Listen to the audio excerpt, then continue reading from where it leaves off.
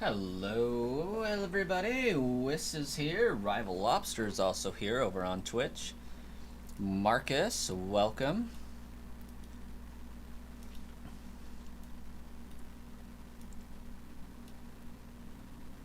Get us some good old Twitch chat going on.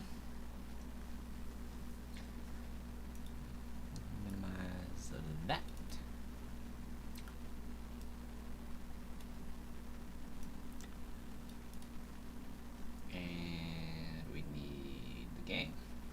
The game is important. The game is crucial to the stream.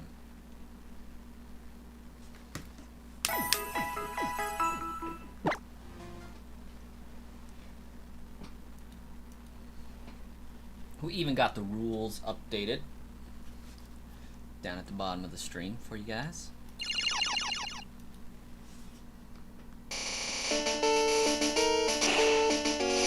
Desktop volume up a little loud.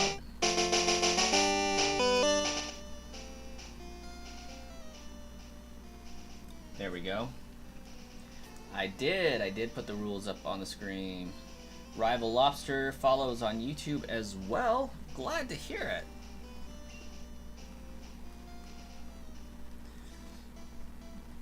So, wonderful folks from the last stream, Crowbat Cave to be exact, pointed out very crucially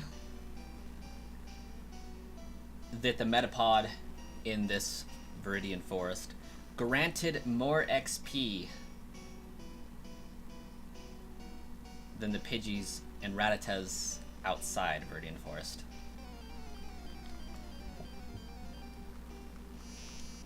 So we grinding on the Metapods now. 44, you think? There's definitely a range. Oh, goodness. That is going to do nothing.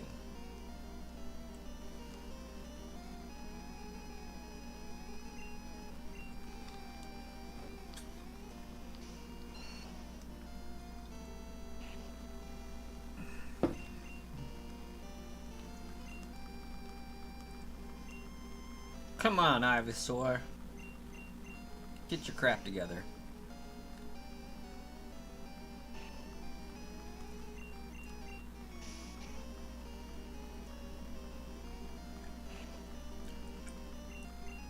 Alright, Wiss, you gotta tell me. What do we got for emotes over on Twitch now?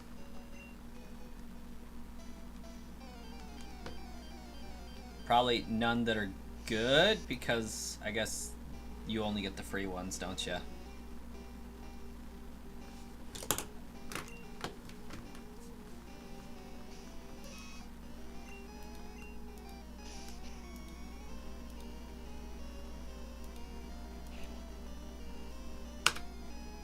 You already checked them out, they're fine?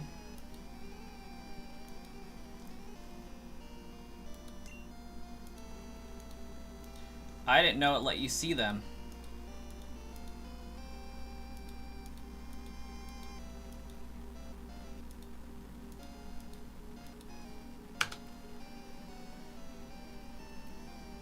Boom.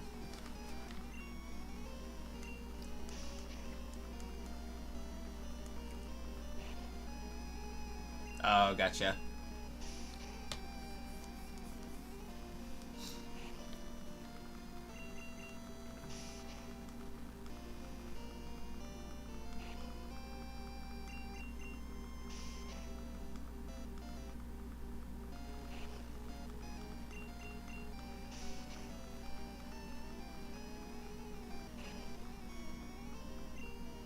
Except the last ones that I used to send on that message. You still love these Pokemon games? The blue, red, and yellow versions? They are truly magnificent, aren't they?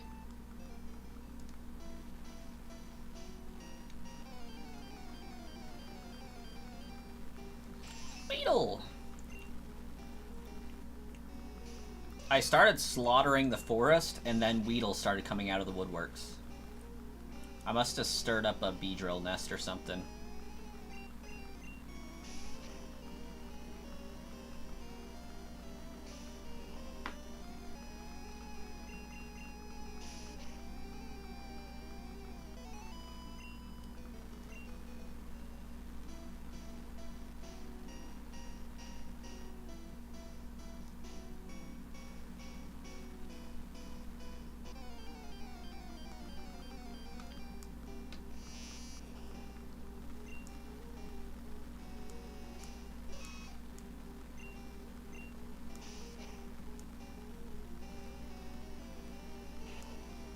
You got this for 24 hours? What? I didn't even see you redeem points.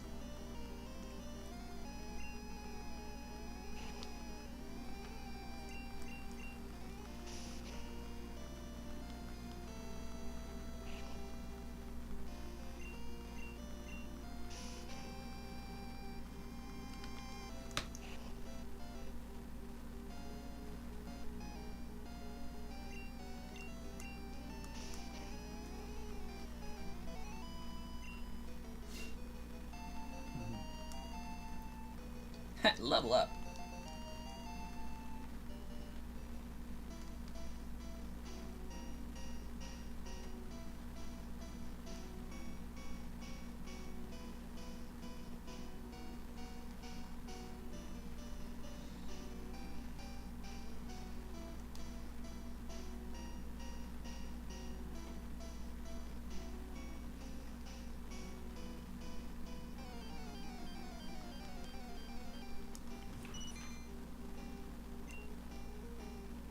What is my kid doing up out of bed?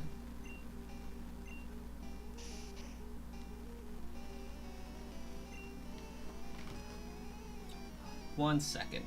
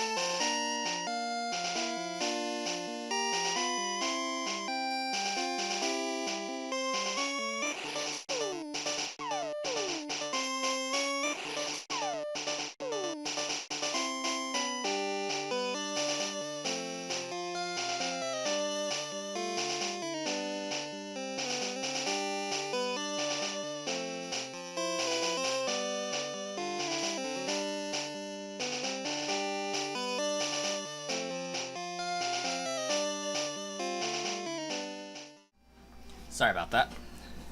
You would like to use them, but you don't have the Twitch Prime subscription. Makes sense. That does make sense. And Twitch doesn't let me give out freebies. I looked down on the baby monitor and saw my toddler doing the famous toddler squat. So I had to go and make sure he didn't need to go potty.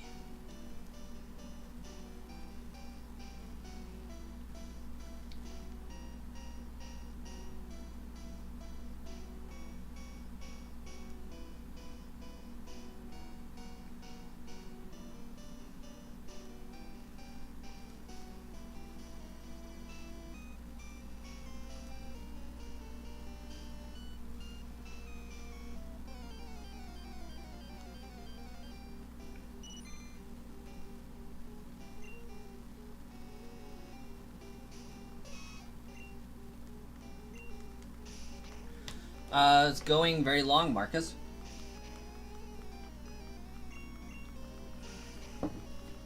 Baby's doing great, Rival Lobster. Baby's asleep on my bed.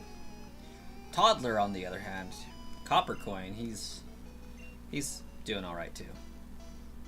He's just, I thought he was asleep in his bed, but apparently he wasn't fully asleep yet.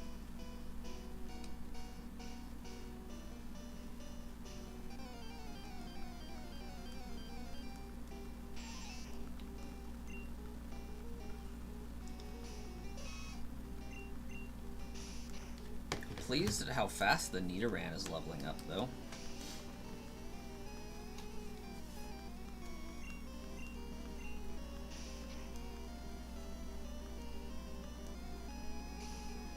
Toddler being a toddler, absolutely it is.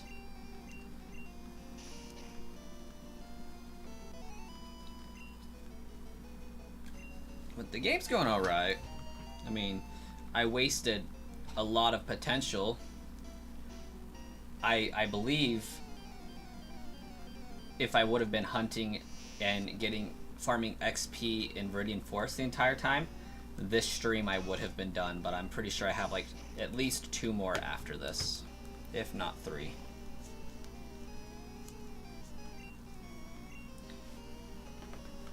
You got school in the morning and need to change some of your classes since the new semester starts tomorrow. That's exciting. I have to go to work tomorrow,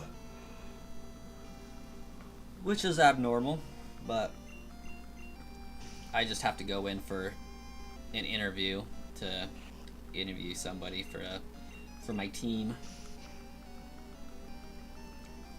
which that's exciting. I've never done that before.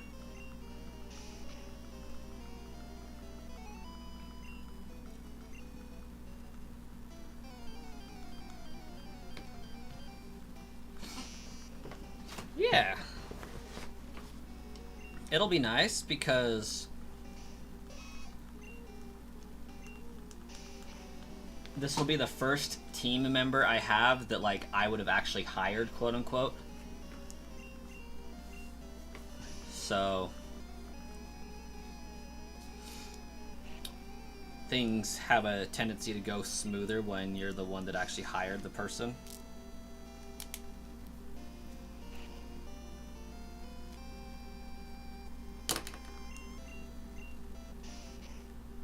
It should be fun. Should be a good time.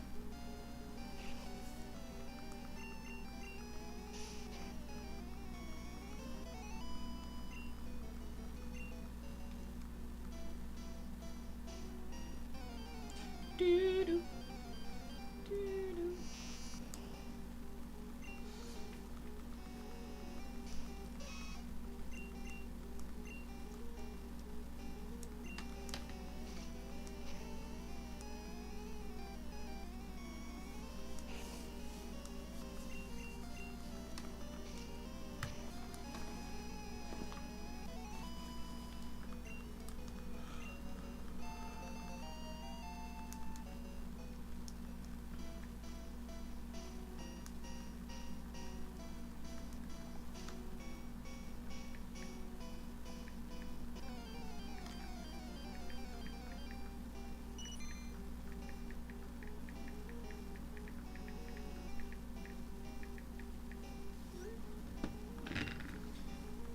you're gonna keep playing Half-Life 2. Wow, that's an oldie.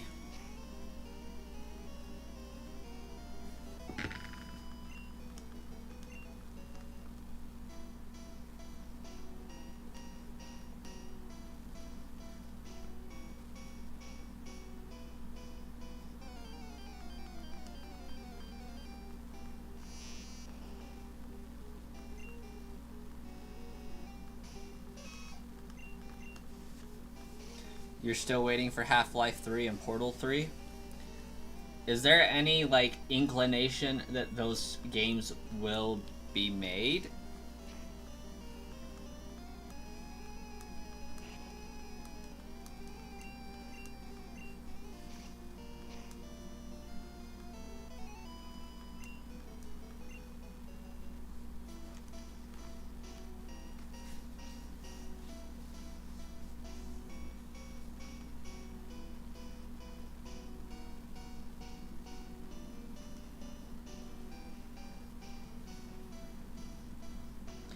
Apparently Half-Life 3 is still in development. That's cool.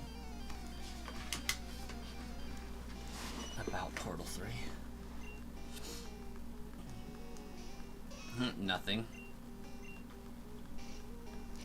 Doesn't surprise me at all. I mean, Portal 1 was pretty conclusive.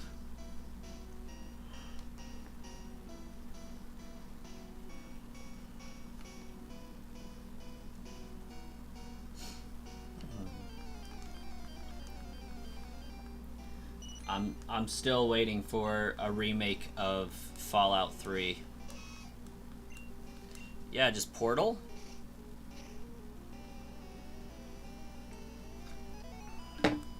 Go in, find the portal gun, destroy the computer.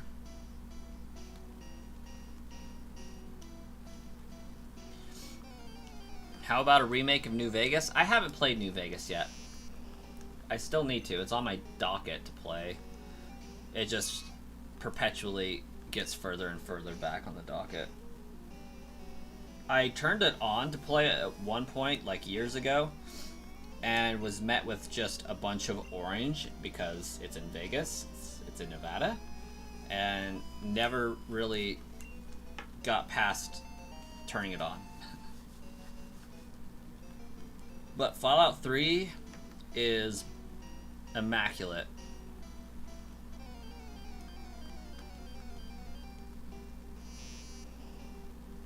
The lore between Portal and Half-Life is amazing. Well, yeah, Portal's in the Half-Life universe. Maybe Black Mesa. That was a joke. Ha ha. Fat chance.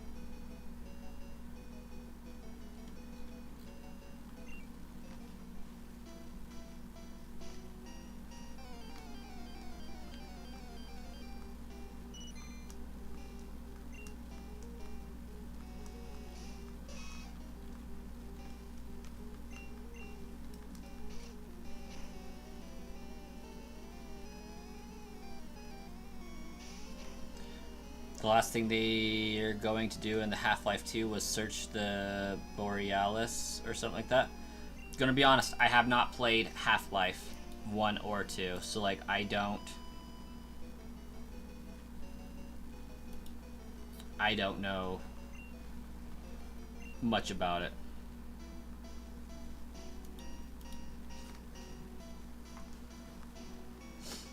You expected that? I have I used to have that game in the Orange Box collection, I think.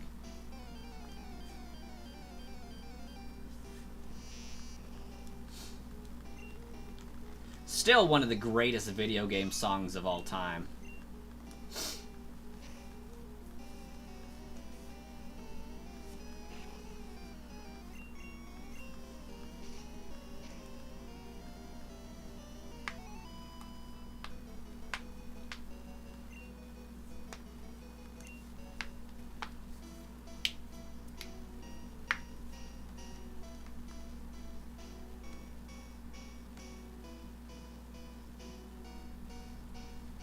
This was a triumph. I'm making a note here, huge success. It's hard to overstate my satisfaction. Aperture science. We do what we must because we can. For the good of all of us, except the ones who are dead. But there's no sense crying over every mistake. You just keep on trying till you run out of cake. And the science gets done and you make a neat gun for the people who are still alive.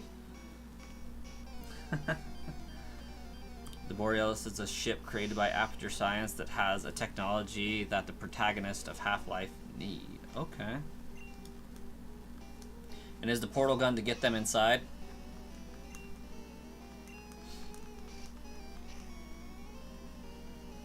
I'm not even angry. I'm being so sincere right now. Even though you broke my heart and killed me and tore me to pieces and threw every piece into a fire. As they burned, it hurt because I was so happy for you. Now these points of data make a beautiful line, and we're out of beta, we're releasing on time. So I'm glad I got burned, think of all the things we learned for the people who are still alive.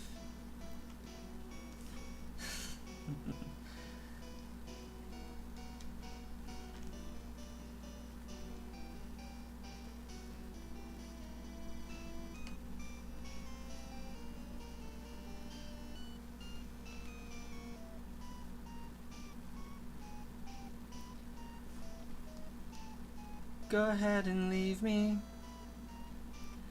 I think I prefer to stay inside. Maybe you'll find someone else to help you. Maybe Black Mesa. That was a joke, haha, fat chance. Anyway, this cake is great. It's so delicious and moist. Look at me still talking when there's science to do. When I look out there, it makes me glad I'm not you. I've experiments to run, there is research to be done on the people who are still alive. And believe me, I am still alive. I'm doing science and I'm still alive. I feel fantastic and I'm still alive. While you're dying, I'll still be alive. Be alive. Be alive. Something like that. While you were singing it, you were playing the melody. That's awesome. No! No! Okay, I mean, it's not the end of the world because I caught it. I will need trade fodder. So, like, while that was very inopportune, it's not the end of the world.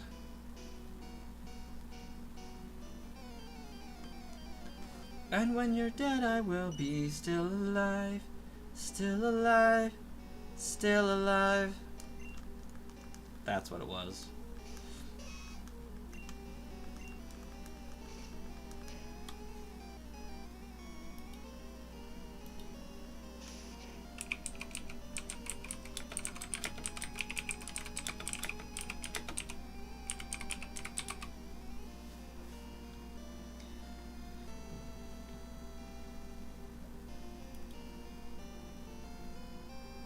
Hey yo, tomorrow's your 25th birthday. Well, happy birthday, Brock.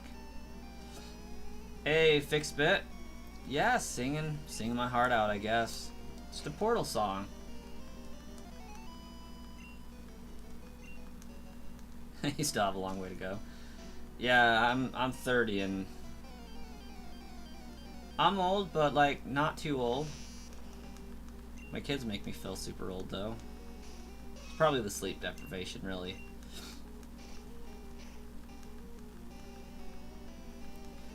If you all have not heard, there's a really cool song that you all need to hear called Pokemon What Happened to You by Alex Day. Freaking hilarious.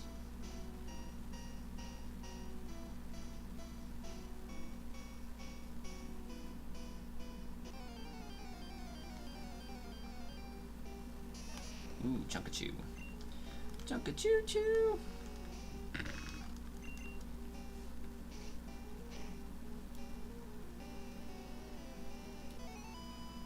Everyone needs to watch Pikachu on Acid. Is that the one where they throw him into the Pokeball and, like, see what it's like inside the Pokeball? Got you beat, but young at heart? That's fair.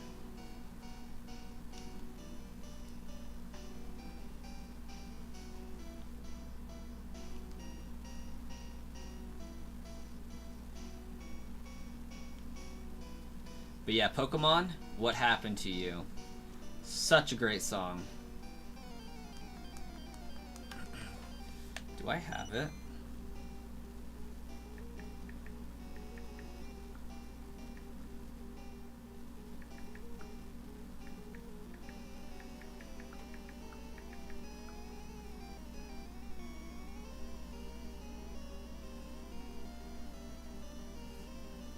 Oh, it's findable on iTunes now.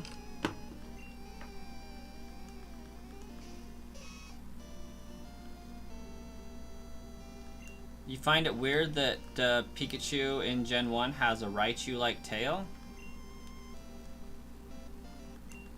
Guess I never really noticed. Well, Sizzlax has some pretty good music. You know, that band, thanks to Pikachu on Acid. Oh, I got both male Nidoran. Okay, I'm like, why do both of my Nidoran know Horn Attack? That's weird.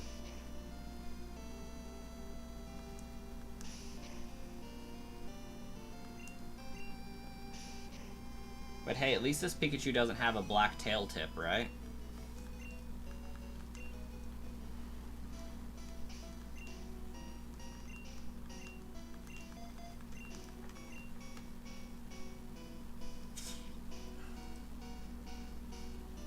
I remember when there were only 150 of you. Well, technically 151 if you are counting Mew. But I digress, I guess I spent the best years of my little life surfing Cinnabar Island to get 126 revives. And I miss the Pokemon Center. I miss its music too. And the way the Snorlax looked like Lapras on water. Pokemon, what happened to you? You bought a bass a few days ago? Like, we're talking guitars, right? Either that, you bought a fish. Personally, I hope for the guitar.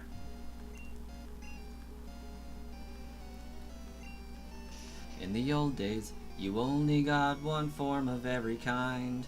I could name all the gym leaders, didn't even have to try, but now you've shown me Team Galactic and Dark and Still in Eggs.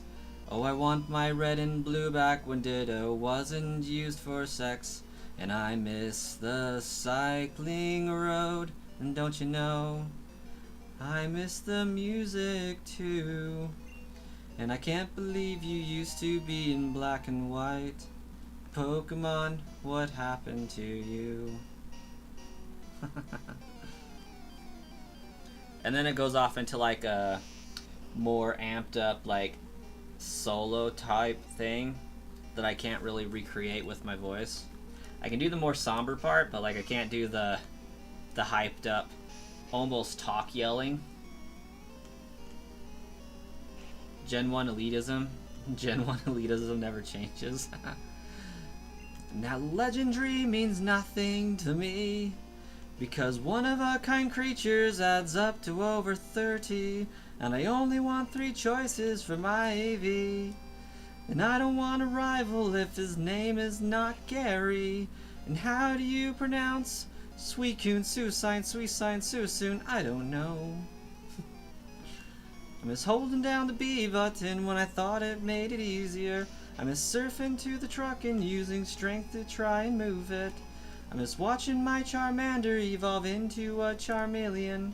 I don't accept your leaf green. They'll always be red and blue to me.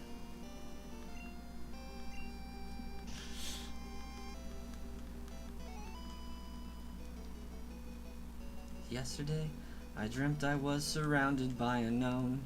They spelled the words "I'm sorry" on behalf of Nintendo. We don't get Poffins either. Super contests are so-so. And the Pokedex was fine, it didn't need a radio. And I miss the Team Rocket hideout. I miss its music too. And why have shinies if they're so impossible to find? Pokemon, what happened to you? And I'll never... Let's see, how'd that last part go?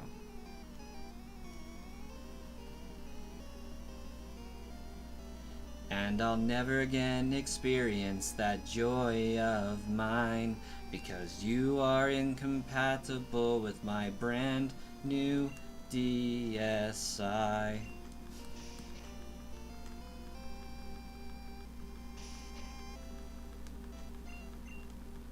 Anyways, I like that song so much because like I grew up with Pokemon Red and Blue, and like just seeing the progression over the years, like yeah, a lot of crap was added that wasn't necessary, but like one video that I want to do on a Tuesday in the future is like the greatest improvements that Pokemon made to the series over time. Like the quality of life improvements, such as the running shoes, things like that.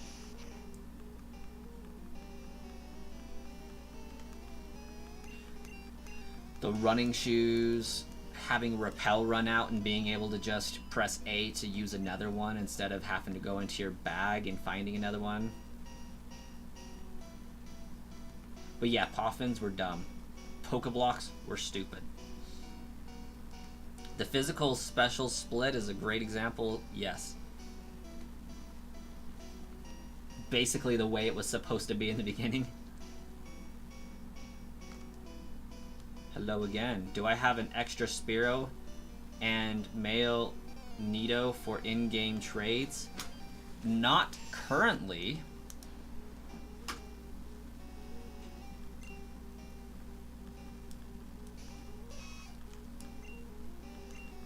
And that would be for the Farfetch'd for one. What's the Nidoran for? Wait, you did ask Nidoran, right? Male Nido. What do I trade that one for? Because I know of the Jinx, the Mr. Mime, and the Lickitung trades. But I don't think that either one of those requires a Nidoran.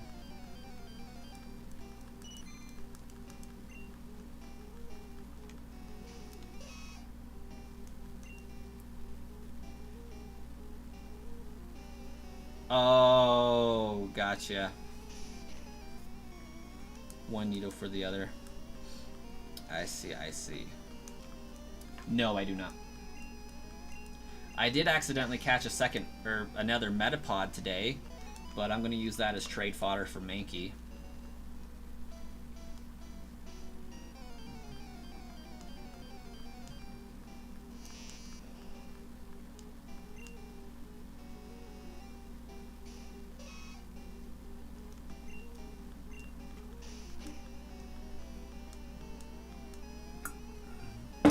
I take it back. Pokeblocks were okay. Poffins were dumb. But using Pokeblocks for the Safari Zone was so dumb. Hated it. But using Pokeblocks to increase beauty stats to evolve Phoebus, that was cool. I liked that.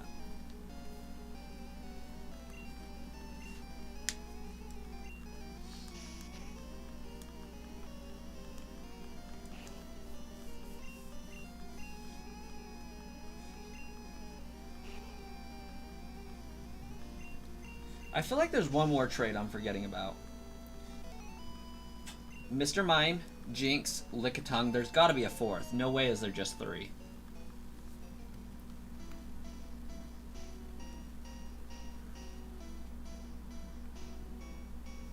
Lickitung... One of them wants a Slowbro. I feel like it's Lickitung.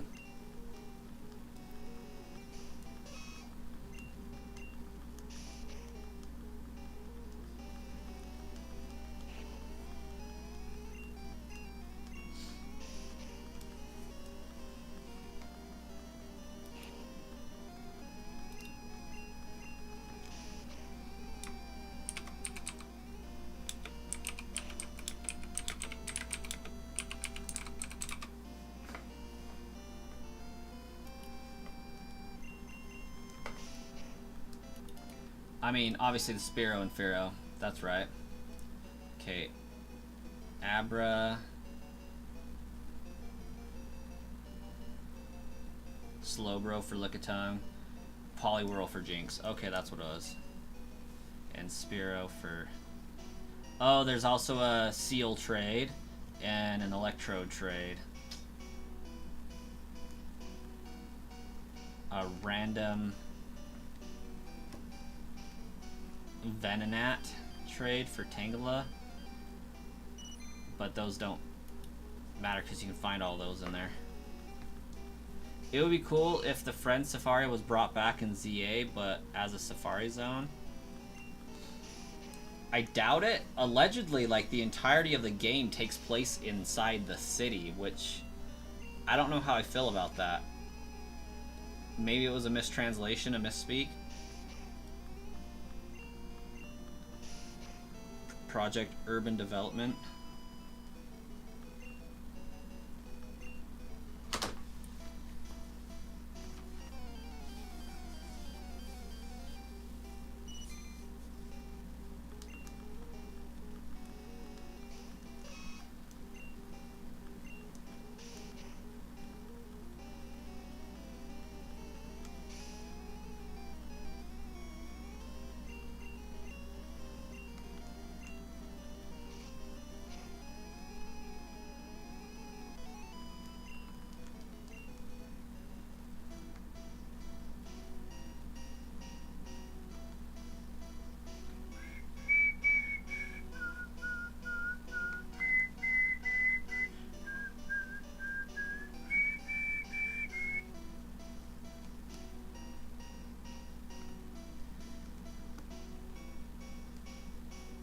So, Wes, what kind of music are you looking to play with that bass you got?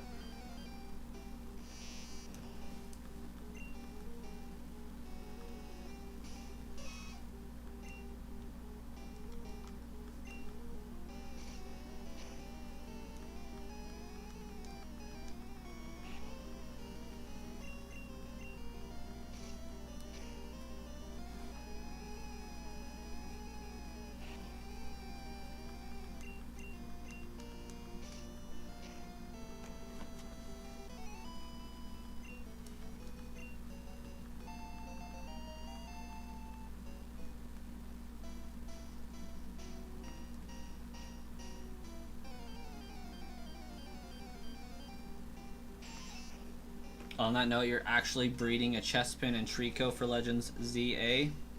Mainly because Chespin was your original Gen 6 pick and Trico was your second Aurus pick.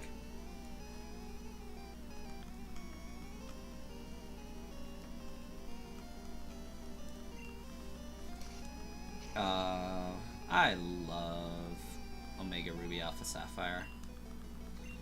such a great remake.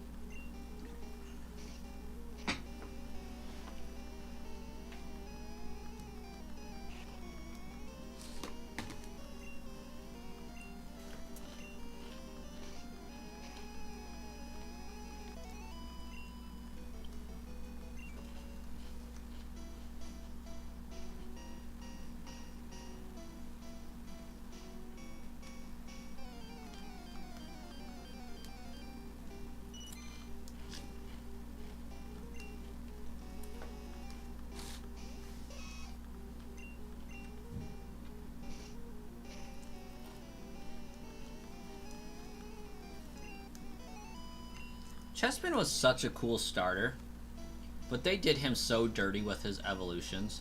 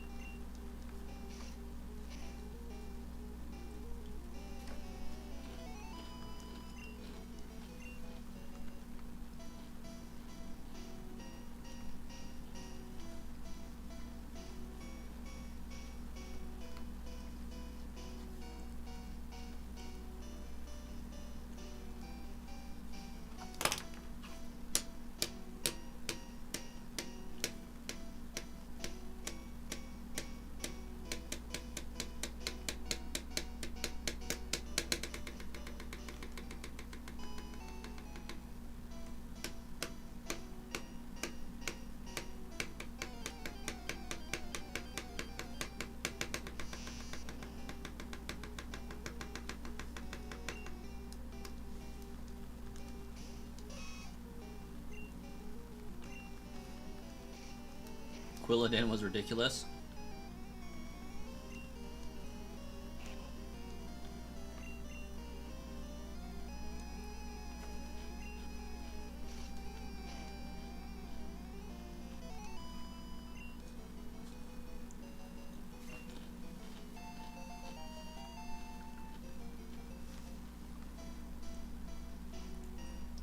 Yeah, Chestnut wasn't bad.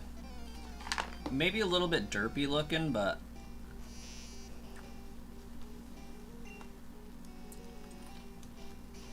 not terrible. It is kind of sad that Gen 6 starters didn't get a Mega Evolution, though.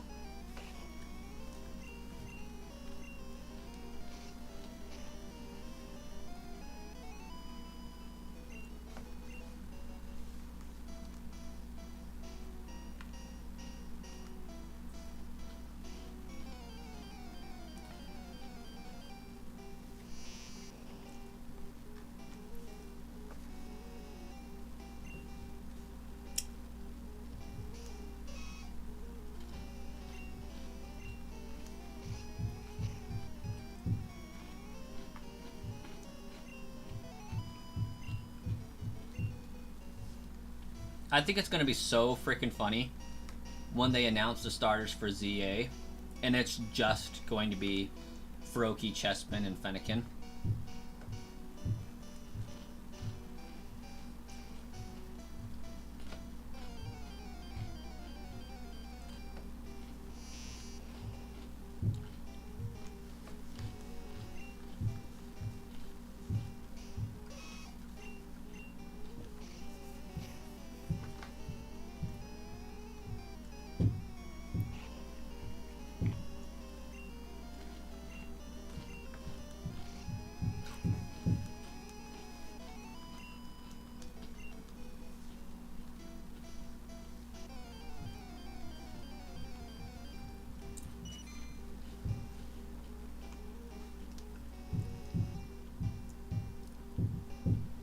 They just gotta throw those member berries.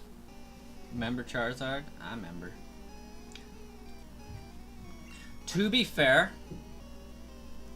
out of every starter that deserved a Mega Evolution. Charizard was the one.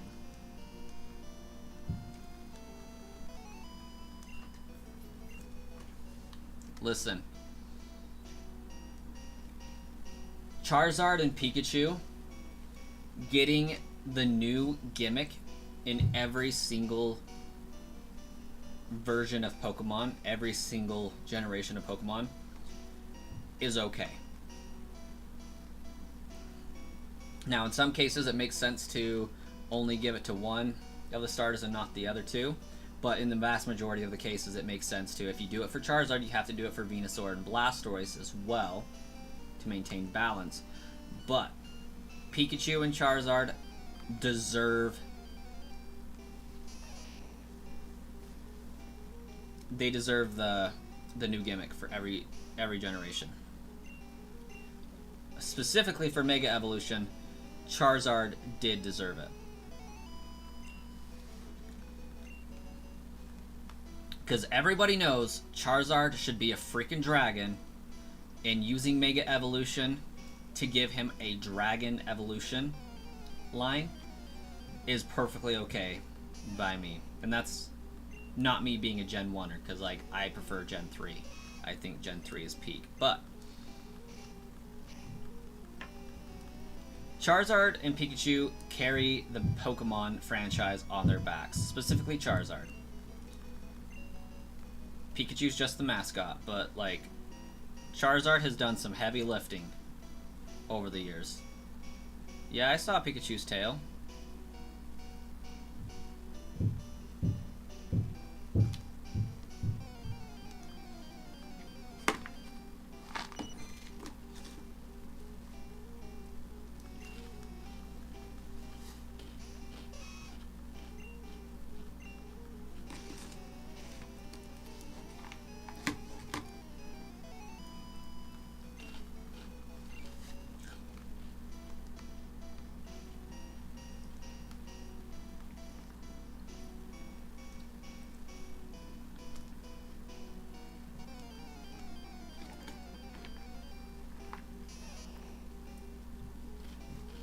A little less lightning bolty than in later games, I'll give you that.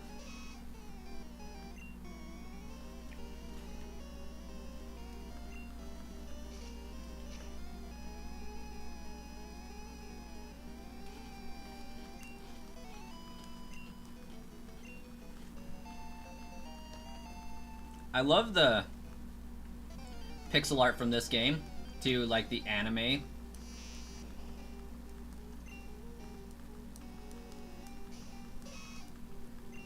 Just like Pikachu looks like he looks in the anime, but this art for Pikachu looks absolutely atrocious.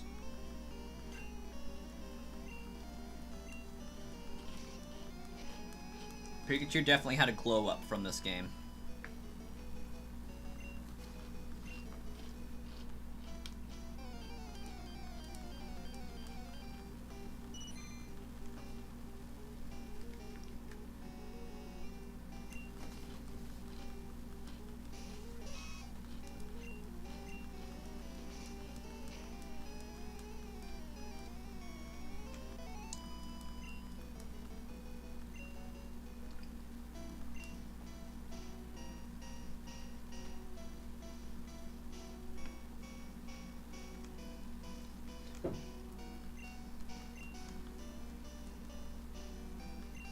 And you know what, Crowback Cave?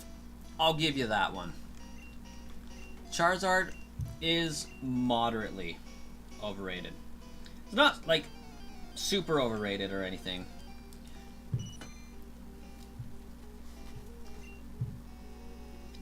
But it's more like because Charizard was so powerful back in the day, and he was so many people's favorite Pokemon out of the original 150, that he became an icon for like playgrounds and just in your memory banks. Yeah, Charizard was super cool as a kid. That nostalgia factor that Charizard carries has really helped Pokemon to thrive.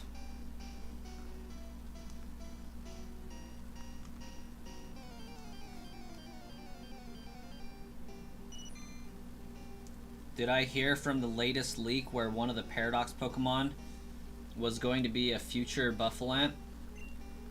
Is Legend ZA supposed to be doing Paradox Pokemon? Because the only thing we really know about ZA is that we're redeveloping Lumioy City? I might have the city name wrong though.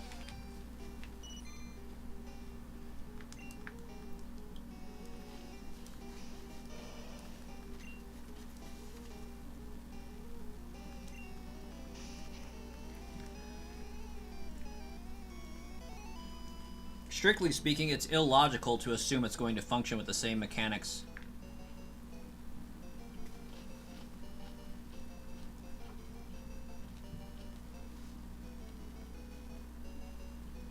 Oh, from Scarlet and Violet's development. Oh yeah, okay. Why not? Why would they immediately retire a gimmick they just solidified? Well, there's the Alpha Pokemon.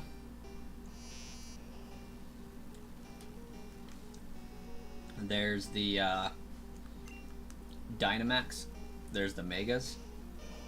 Megas made it 2 games, I'll give you that. And the Totem Pokemon. They pretty much, for the most part, get rid of the phenomena the next generation. Okay. I didn't read the /S. Not gonna lie. That makes a lot more sense, Crobat. That makes a lot more sense. I completely didn't even see the /S.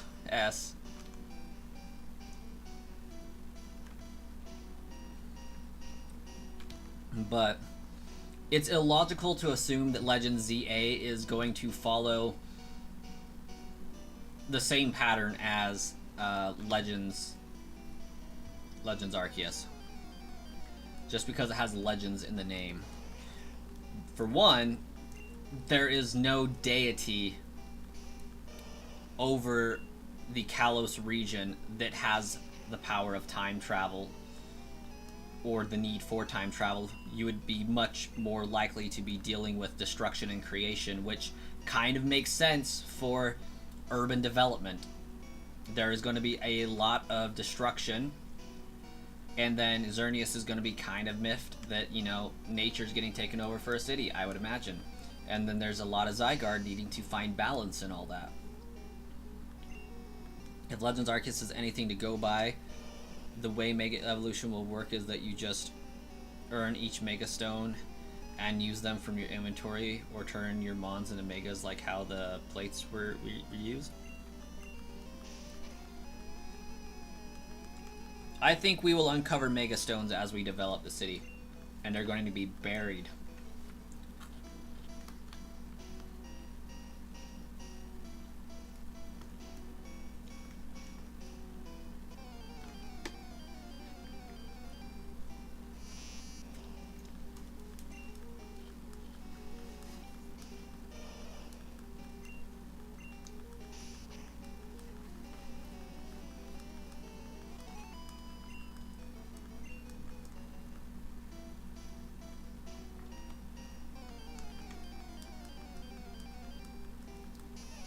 Because from what that trailer said, and the announcement thereafter, is the entirety of the game takes place in the city. And where, I mean, the project name is like redevelopment or urban development. So we're like fixing up the city and making it look better. I am curious to know, like, just how big the city map is going to be so that there can be wild Pokemon encounters there. But Zygarde is obviously going to have a good importance in it, and I would be extremely shocked if AZ didn't have anything to do with it.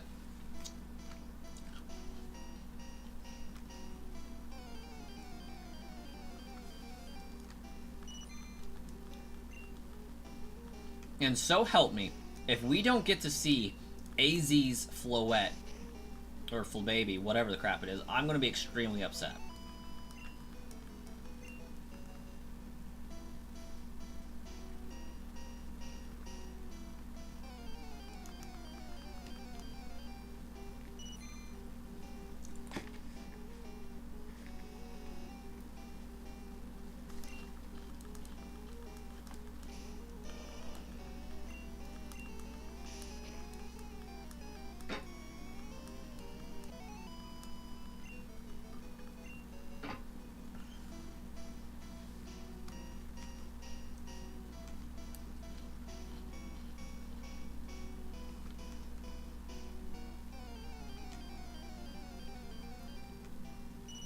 Also, after looking back at Pokemon lore, you originally thought Mega Stones were made as a result of the ultimate weapon being used.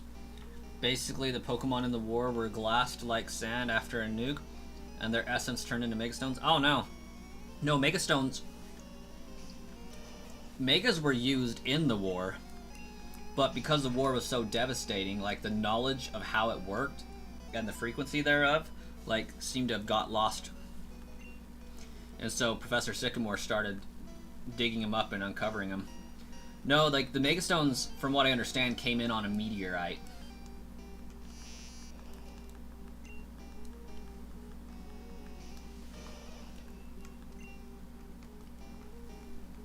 The main thing that bothers me with Megas, though, is Mewtwo.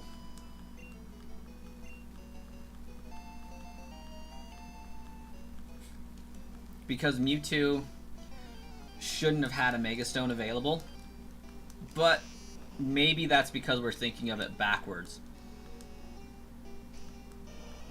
Like, it could just be a random stone that just happened to react with a Mewtwo. And so they called it Mewtwo X and Mewtwo Y because it had different reactions. And that's probably the more logical way to think of it. You know, not that these stones were made specifically with these Pokemon in mind. They are just named the way they are because they had reactions with those specific Pokemon. But, the Mega Stones should be meteorites of some kind.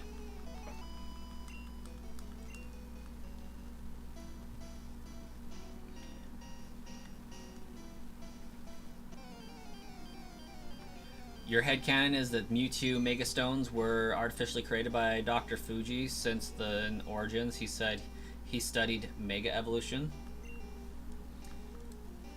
Very well could be. Also could be that he used that concept to create alterations to Mew. Because they weren't just trying to create Mew as a clone and accidentally had Mewtwo. They were trying to amp it up and make it more powerful. So yeah, it's very likely that he used some stuff, some components of a Pokemon that caused a reaction.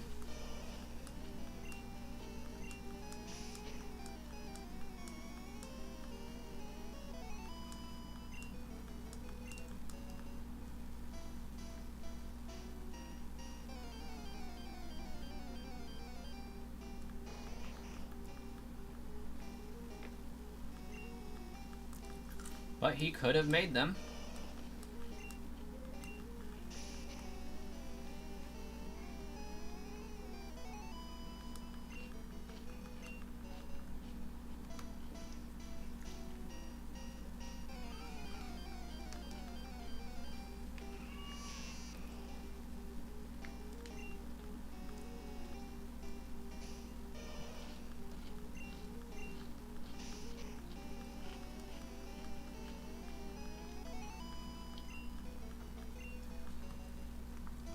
It's an interesting idea that Mr. Fuji is like the caretaker of the Pokemon graveyard and we save him from Team Rocket, but like also knowing that he created Mewtwo and like his notes can be found inside the burned mansion.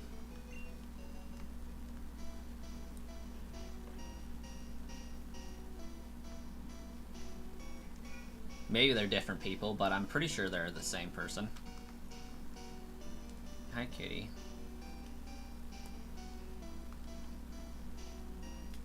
Maybe they're just brothers or something.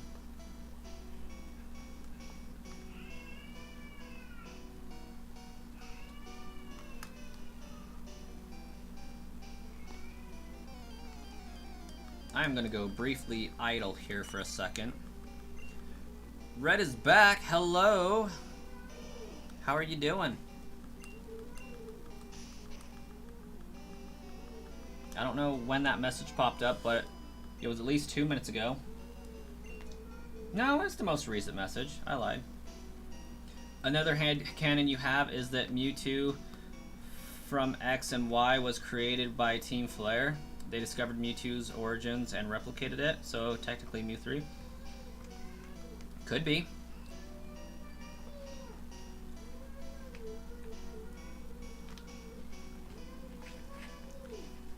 I do like that idea of Team Flare getting their butt kicked by a second Mewtwo.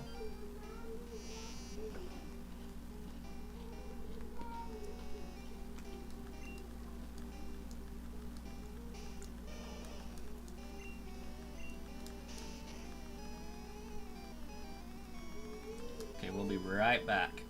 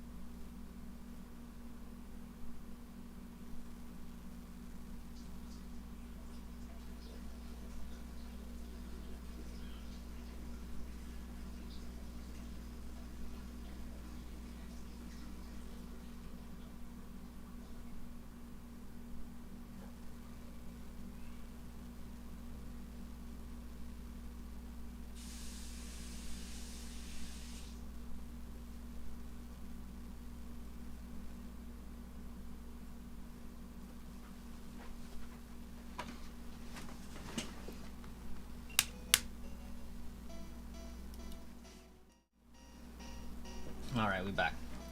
Had a kid with a diaper that needed changed, I guess.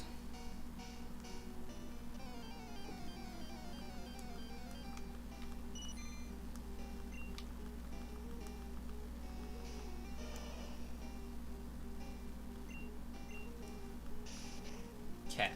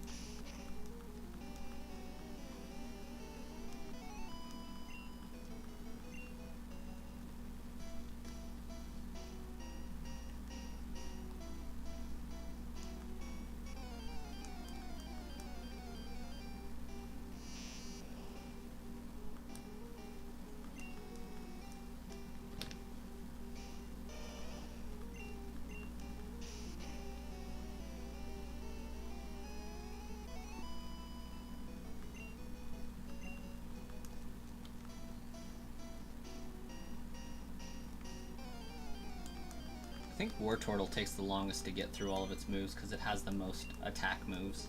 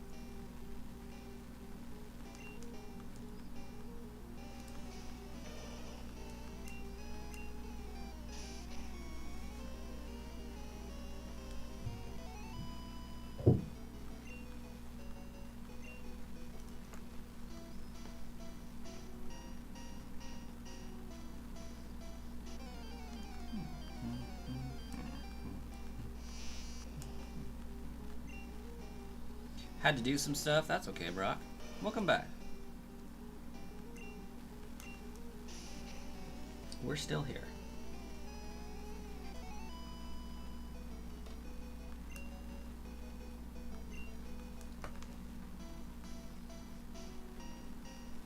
Making the way to our goal, 51 experience points at a time.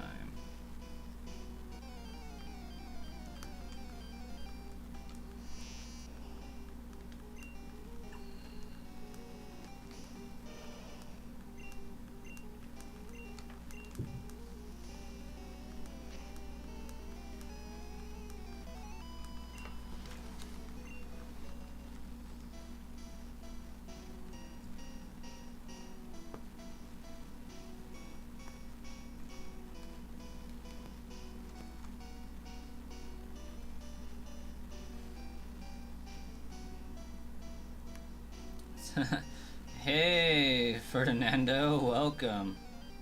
Or Fernando. I added some extra syllables there, I apologize.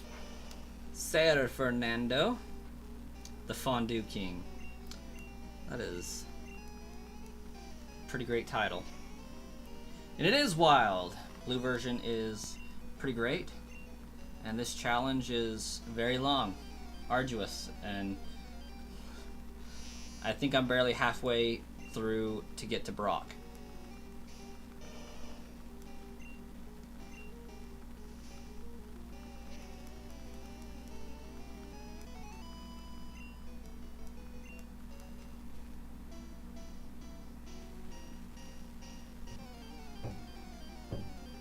But having Sarah in your name makes me wonder if you follow Sauce McGavin's channel.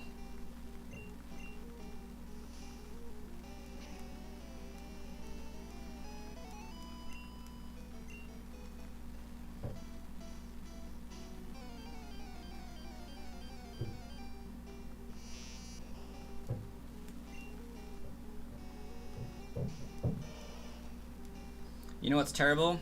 Legends Arceus, you trained a Riolo Lucario that was basically fodder for your team. You nicknamed him Kenny because he got knocked out almost every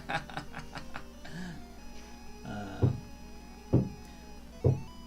Long-time viewer and member of his channel, Small World. Yeah. Back in April, May of last year, I watched a lot of Sauce McGavin. I had a little bit more free time back then with work. Now I'm one of the managers at work, so I don't get to be on my phone as much watching his streams, but I am jealous of the 9 to 5 stream. Does some good work there, and it was super cool to watch him go from 20k to 100k plus. Hey, it's a pleasure to have you. And I had just remembered that all of his mods had like Sarah in the name.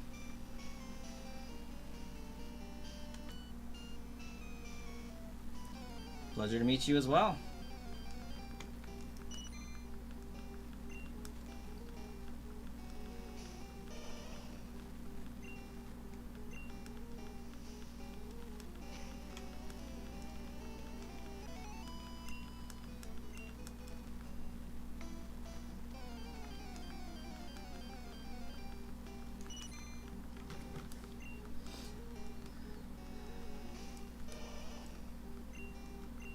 Yeah, I've been wanting to do this challenge for a long time. I've postponed it because I knew it was going to open up a whole can of worms.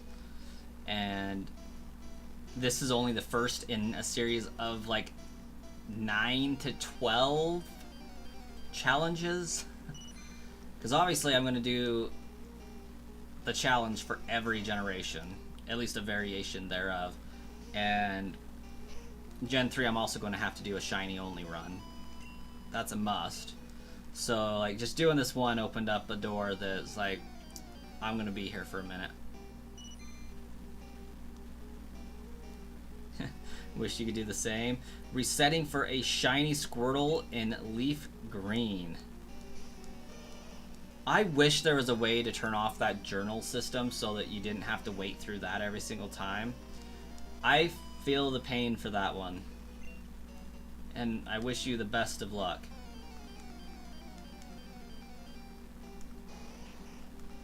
I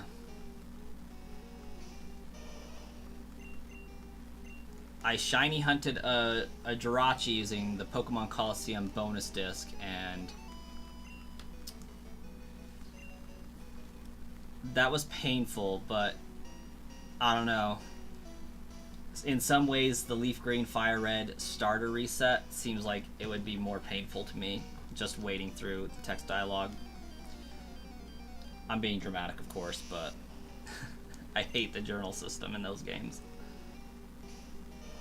Like, it's a Pokemon game. How much information do you need about what you did the last time you played?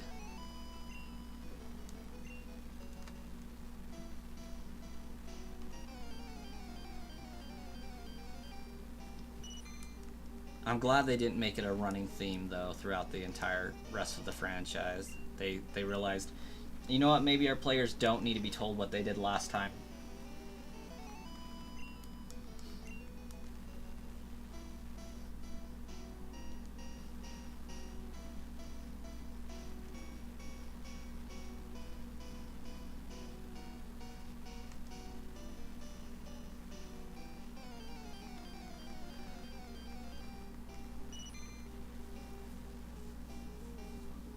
Jirachi is a holy grail shiny. You hope to get it someday.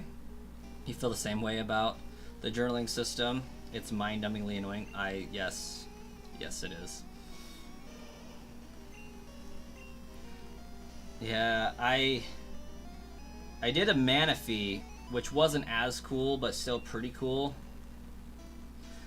I'm just glad Jirachi only took me like 2k encounters or so. 1700, something like that. 1736. I couldn't imagine having to go full odds with that thing. Manaphy I did in a fairly legit way. Depends on how much of a Pokemon purist you are, I guess.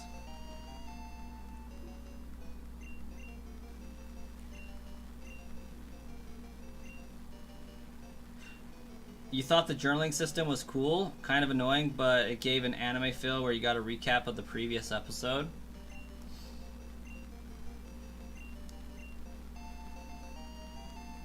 Yeah, I get it.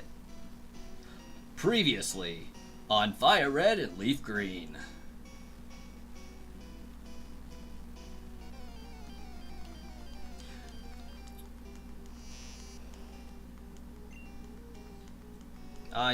You did miss it, Fernando. Earlier I was singing the Portal theme song. Well, not theme song, but the Portal song.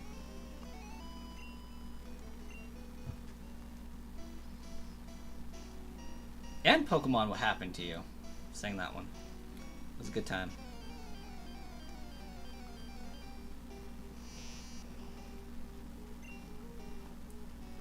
How many resets are you at for your shiny Squirtle? Me Breevy, welcome. Thought you were streaming today. I didn't get any notifications saying that you were on.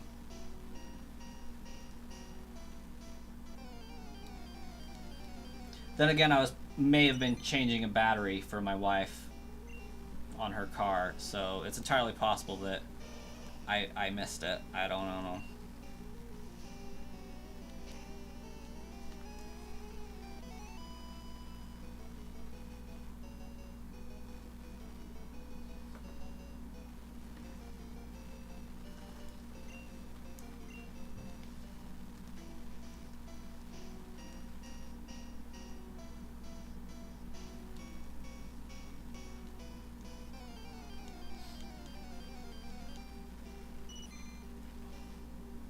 You just started today, done 17 resets so far, but you're taking a break from Suicune on Crystal version. Oh, that one's brutal. So, with that, Fernando, roaming legendaries are terrible.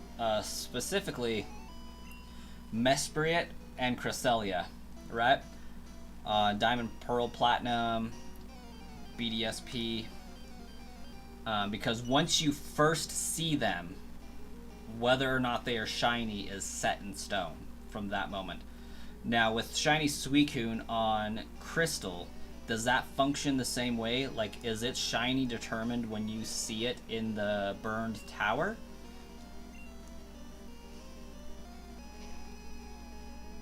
Or is it anytime you encounter it, it could be shiny?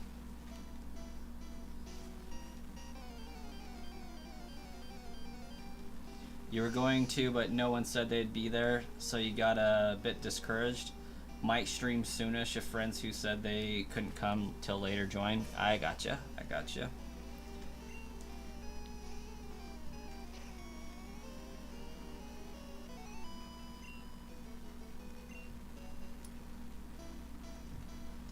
I have found that just starting and going for it seems to get people to pop in more than scheduling it in advance. Previously on Fire Red and Leaf Green, you caught a Nidoran in the Safari Zone, picked up 20 potions at the Pokemart, and gained a new badge. Now here you are. Proceeds to not remember where I was. Now here you are in the middle of Viridian Forest. Why you were here? We don't know.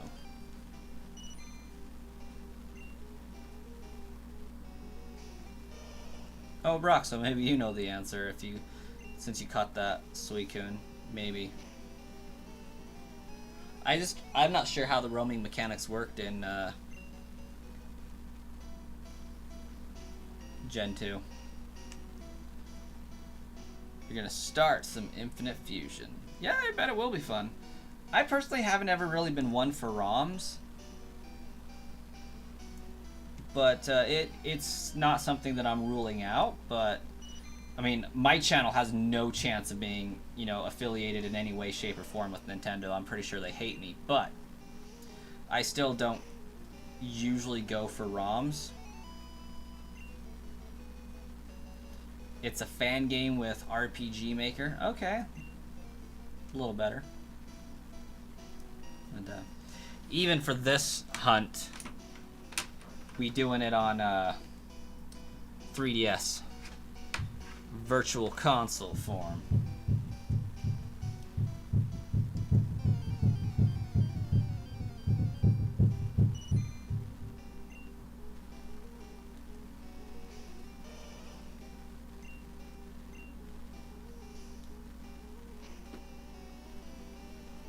I wonder if my kid kicking the wall is the equivalent of him telling me I'm being too loud.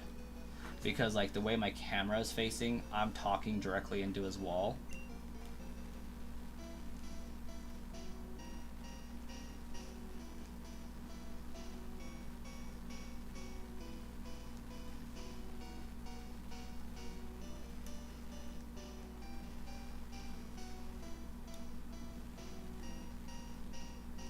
Wonder if he's just like, Dad, shut up! I'm trying to sleep here. Buddy of yours said they could join, so you'll start up stream. See you later. We'll see you later.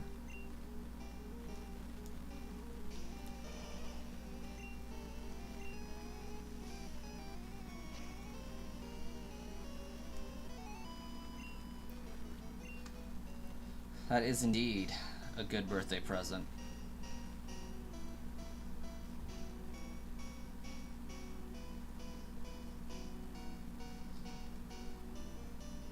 Thanks, me Breevy. Ooh, Fernando. I did see that Sauce was hunting Shiny Mew.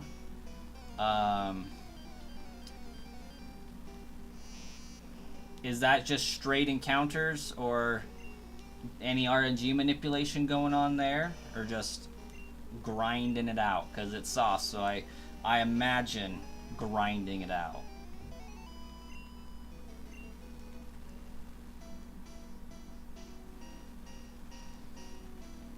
At this point, you would love to get Shiny Suicune before 30k, but right now you're at 26.755. Dang! The next challenge is going to be a Professor Oak Living Dex, well, this Extreme Living Dex challenge for Gen 2 in Pokemon Crystal. and I'm gonna race against a friend of mine, and then at the end we're gonna shiny hunt Celebi.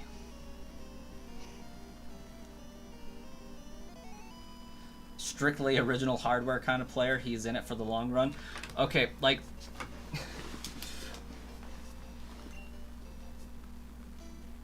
I haven't really had time to follow the most since then, but because I had a kid in June, so that's kind of what caused me to stop having time to watch streams that much. He finished his Leaf Green Shiny Only run. From what I understand, he did a bonus Shiny Deoxys hunt. I feel like he did another Shiny Only run and is now on Mew. Just because, like, he keeps knocking the runs out. And, like, he was hoping that the Leaf Green run would take him right up until when ZA came out. And if I understand right, he's done another challenge plus 2 additional shiny hunts in between then and now.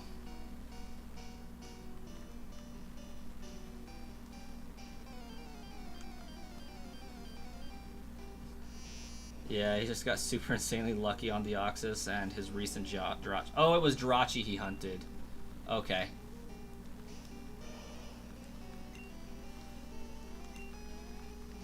Yeah. Ooh. Did he do Pokemon Channel Jirachi or Coliseum?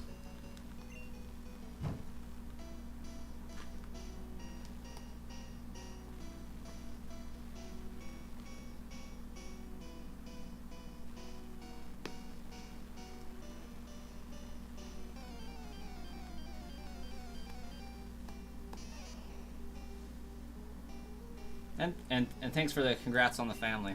Yeah, we got 2 kids now, and doing YouTube with 1 kid was doable. With 2, it's a lot more to juggle and balance because they never sleep at the same time.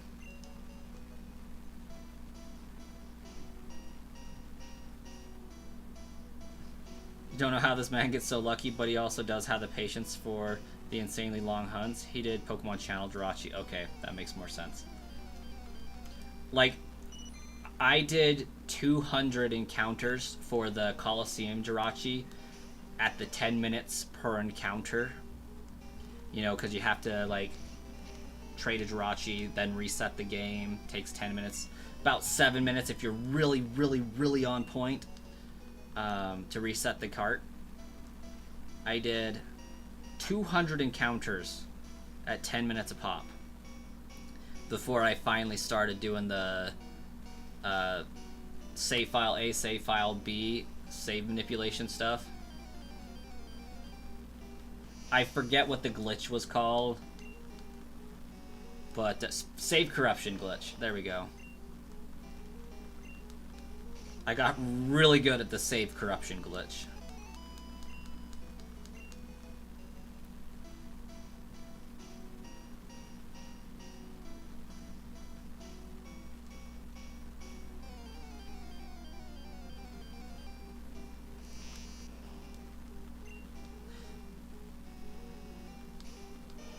Coliseum Jirachi is insane.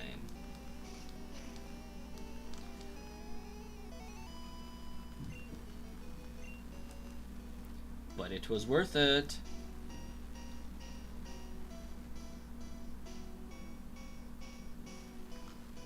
Your most interesting shiny to date would be yellow version Mew. You got it to shine after only 89 checks. Yellow version Mew? How did you get that to shine? I didn't think you could get a shiny Mew in yellow, because the quote-unquote legitimate Mew has set stats, so when you transfer to Heart Gold, Soul Silver, Gold and Silver, and it checks for that. How does that work? Mew can transform, so you can do the glitch with the shiny Gyarados. Okay, okay.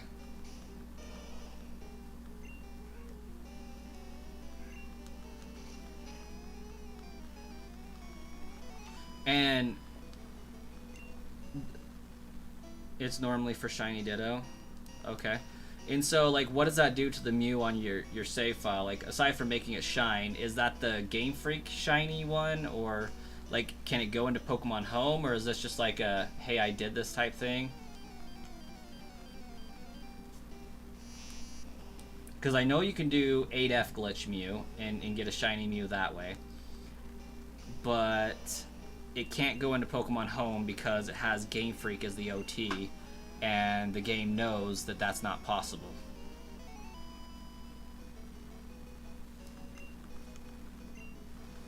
So, like, Fernando, can your Mew go into Pokemon Home and everything and be good that way, or what's its deal?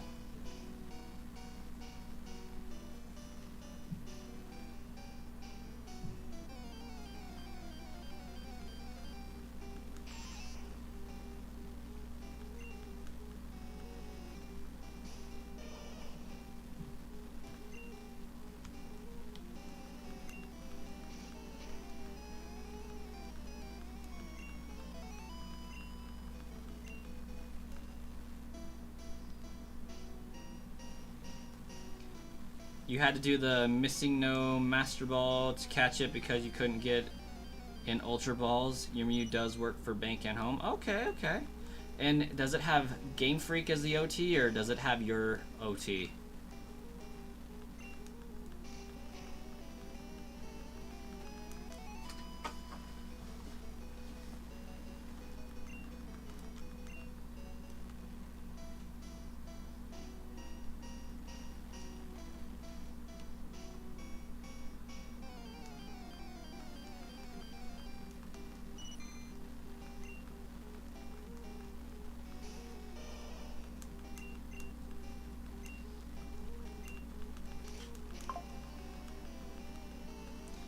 Kitsumai is live, me breevy.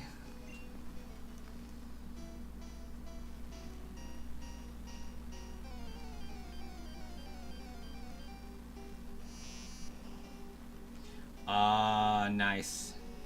Yellow version characters OT. So did you have to use the 8F glitch to get that Mew? Or were you able to use the, what's it called?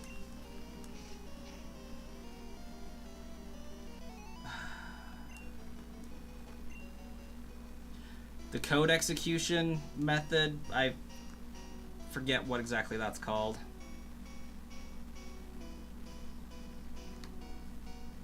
Arbitrary code execution. Ace. There we go.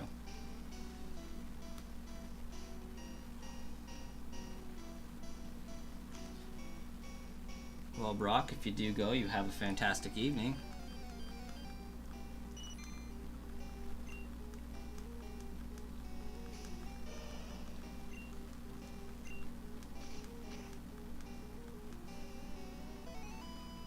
Ah, 8F. Yeah, 8F is wild.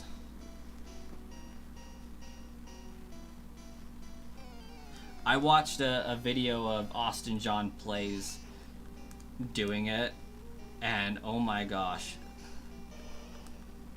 Just hearing it explained was like, I don't even know if I want to try that.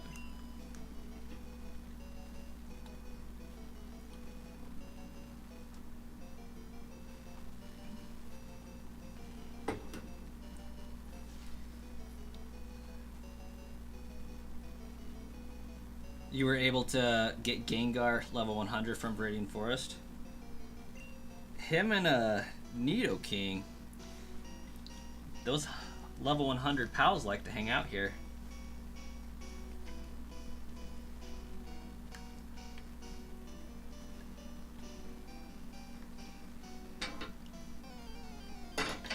It's like a frame perfect encounter manipulation in Gen 3. You respect it, but it doesn't interest you that much. Oh my gosh. Frame manipulation in Gen 3 is fabulous. I got every legendary in Gen 3 via frame counting.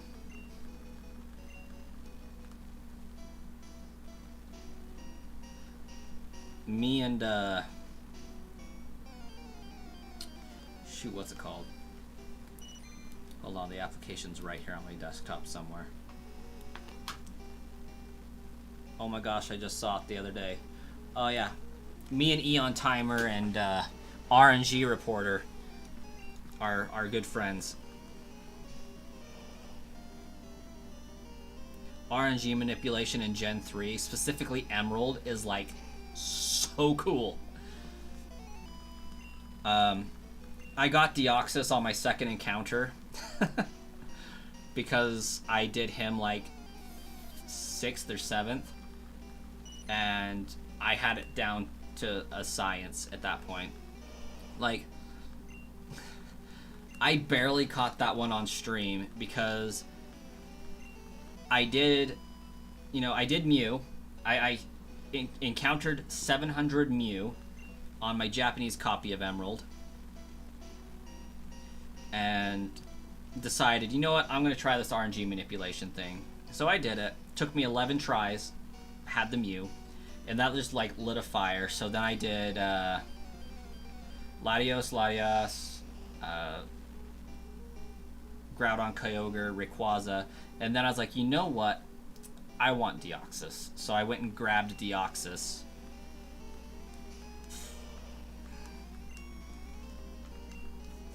And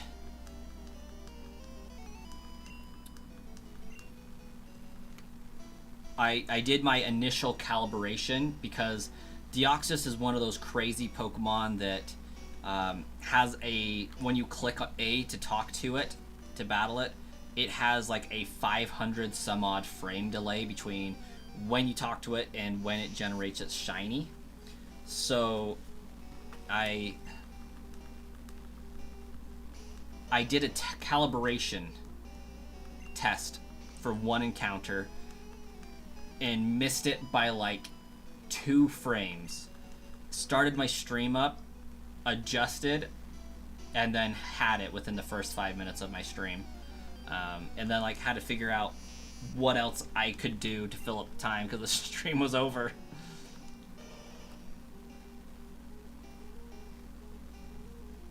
You're good at rhythm games. You feel like you could do the countdown portion if someone could set it up.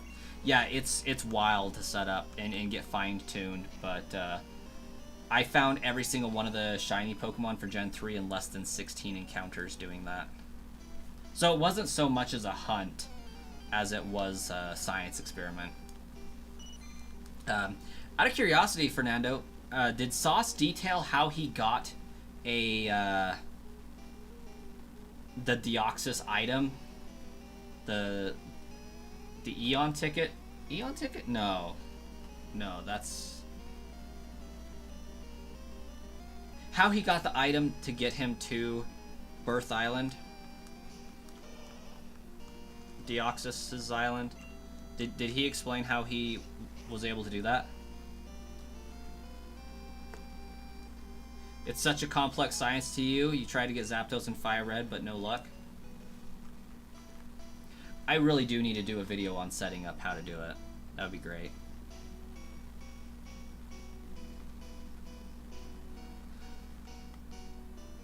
Because I used an R4 card and extracted my save file and injected the items directly into the save file, and then injected the save file into the cart.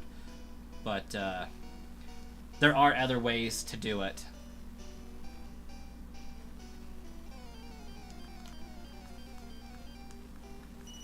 Allegedly, you can use the record mixer, but I've never seen that done successfully. There's also distro carts you can buy that will do it, of which I actually have a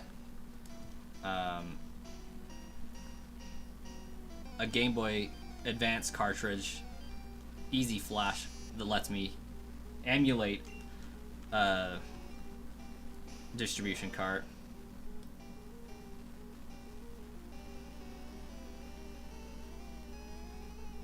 Oh, right on.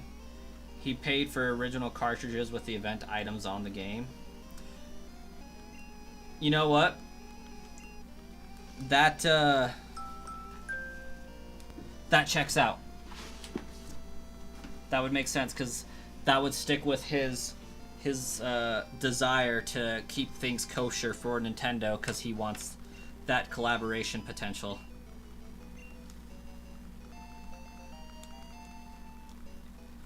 I mean, on my channel, I have no shot of that, so like I didn't really care the most the methods of doing it, but yeah, I just easy flashed it on and R4 carded it on.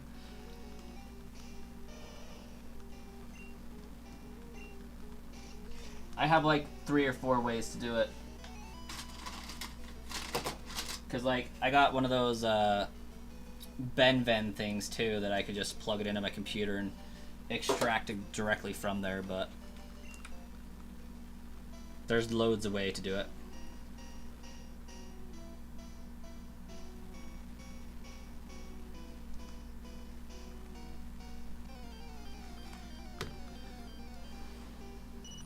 But that's wild that people are out there selling cartridges with the distro events on them. Not surprised, but still wild.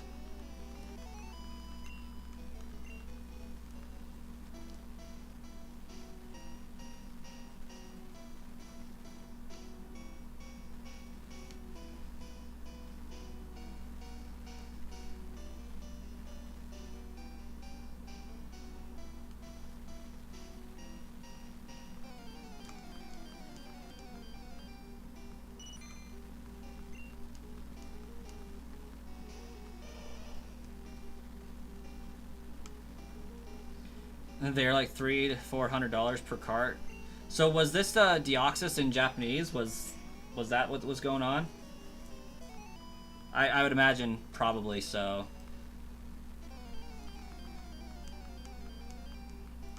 I don't know if I could do that though, like, cause then the trainer name wouldn't be mine. That would bother me.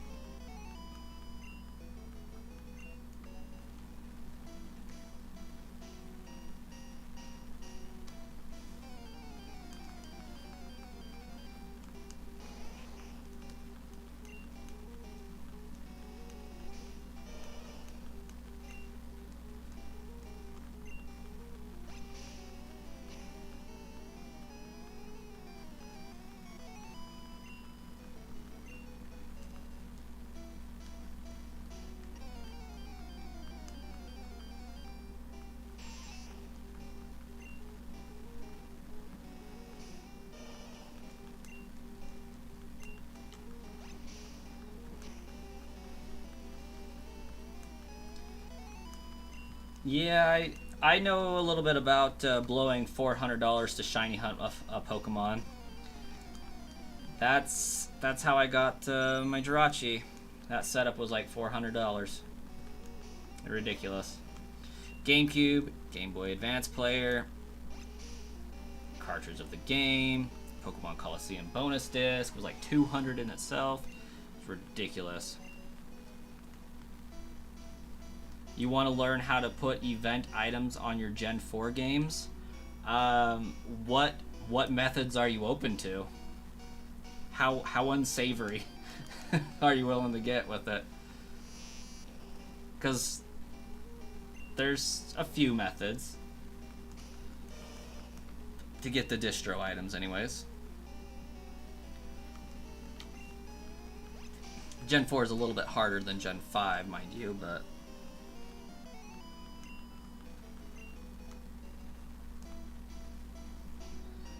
I know on eBay and Amazon there's floating around a DS cartridge that has all of the Gen 4 and Gen 3 distributions on it that you could use to simulate a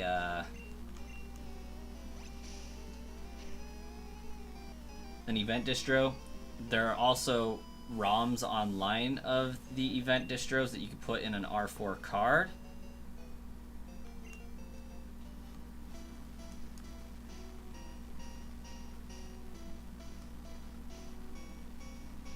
And then there's just using a modded 3DS to extract the save file add the item with PK Hex and inject the save file back into the cart. Like, it really depends on like what your tolerance level is for legitimacy. For example, I say my shiny Manaphy is 100% legit. What Pokemon purists may argue the fact that it's not. I found my shiny Manaphy by I got a Pokemon Ranger copy. It did have the egg on it, so I created a save state that marked the flag as the egg has not been given away. So I save stated right there.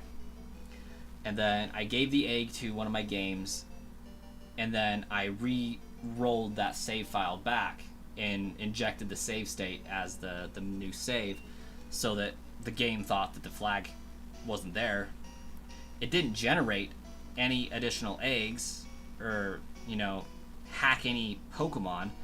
It just told the game to generate a new one, I guess I should say. So it did generate a new egg, because the cartridge itself can generate infinite number of Manaphy eggs. It's just a matter of once you trade one, a flag gets placed that says trade no more, give away no more eggs. So rolling that save state back removes the flag, and I was able to give myself 3 more Manaphy eggs on different save files and just trade those, hatch them, and check that way. So like, I say my Manaphy is 100% legit because I didn't alter any coding of the egg itself. I just told Ranger to not stop giving eggs by removing the flag that said it had already given it away.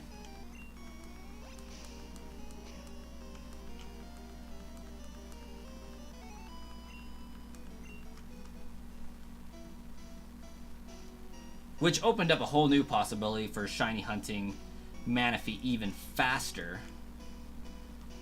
Because every time I restarted the save file, after the hunt, every time I restarted the save file, I've given myself a different egg, and it's made it super easy to check for shinies in the future. So like, I can get a shiny Manaphy in probably less than an hour for whatever trainer name somebody wants it to be in. Not as savvy, but willing to learn. Yeah, it's pretty wild what you can do with a little poking around. My channel is known for Pokemon giveaways, and I'm pretty sure my trainer name is blacklisted on Pokemon communities, which I appreciate, actually.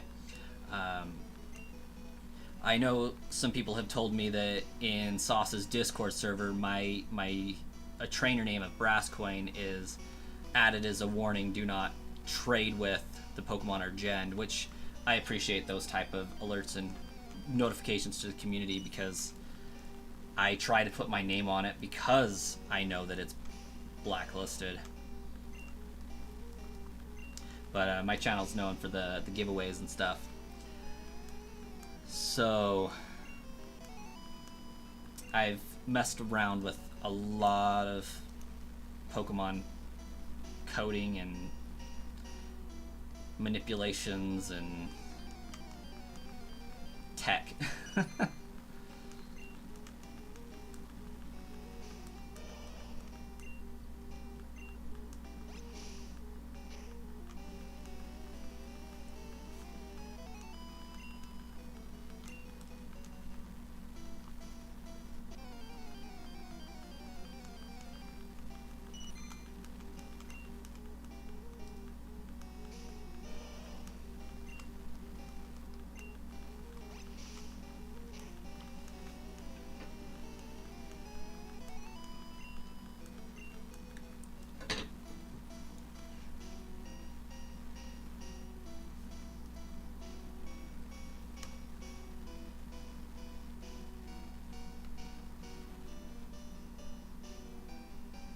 Aside from 2 to 3 shinies, you have everything you've got is legit, but there's just too many Pokemon you want for you to collect all of it legit.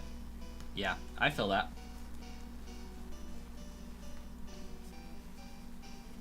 Like, my bots started out as like a personal project because of all the region locking and stuff that they did with, you know, this event was only done in Japan. Because, like, I didn't start doing bots on my stuff until Pokemon Sword and Shield, where they started giving away, like, Zarude and Shiny Zacian and Zamazenta and, you know, all those Pokemon in Sword and Shield that were Japanese exclusive that you had to get from card packs over there and stuff.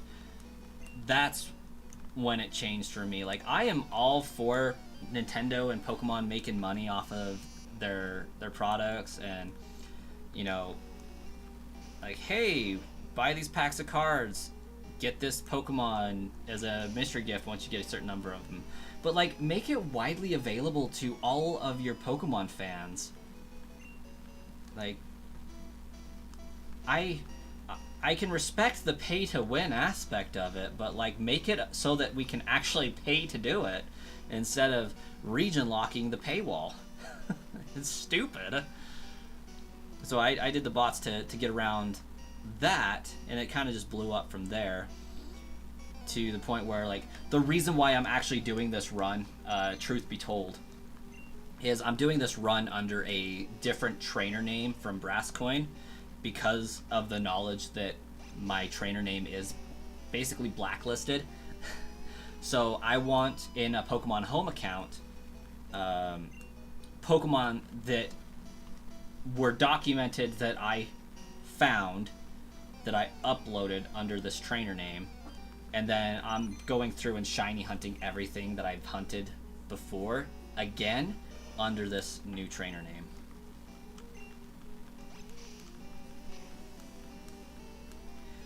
Not a big fan of Pokemon Company and Nintendo region locking shiny event Pokemon. Heard that.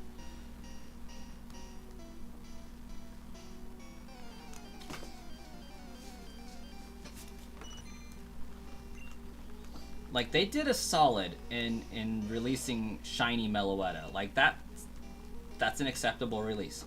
Everybody can get it. It takes a lot of work to do, but everybody can have access to it. Chef's kiss, like, perfect. Shiny Zeraora, that one was also perfect, you know? Everybody participate in the Zeraora raid. You're given this if we hit this many number of raids in Sword and Shield. That was a great example. It made it so that it was available to the people that had the game at the time. That's fair. I appreciate that.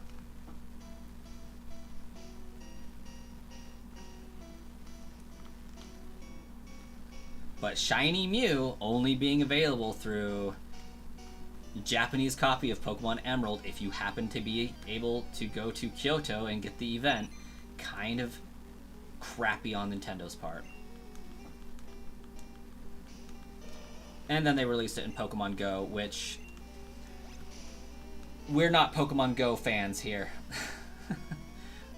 We are Pokemon Go haters / spoofers, because Pokemon Go Pokemon are worth less to me than generated Pokemon are. I hate Pokemon Go Pokemon. Pogo Mew is gross. Exactly. Yeah, I would take a generated Pokemon as legit before I took a Pokemon Go Pokemon as legit. Like, if it has that Go logo, it doesn't count.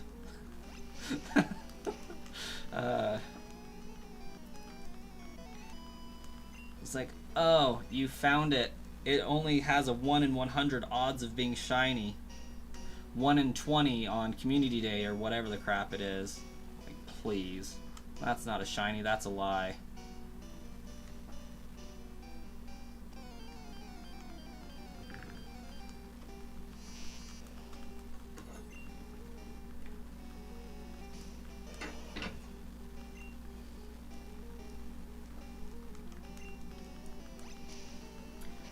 When I can find 3 shinies in 20 minutes without leaving my couch with just my cell phone, there's a problem.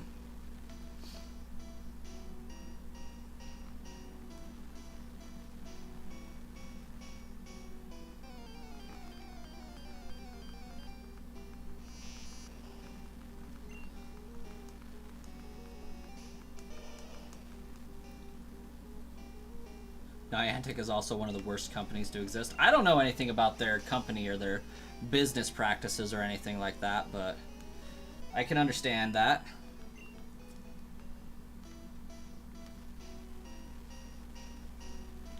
Oh, and if you are interested in that shiny Manaphy deal, I do have a video on my channel kind of detailing how I did that with the R4 card, with the save extraction, the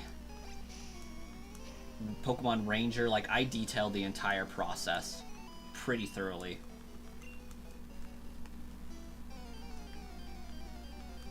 Hey, well, right on.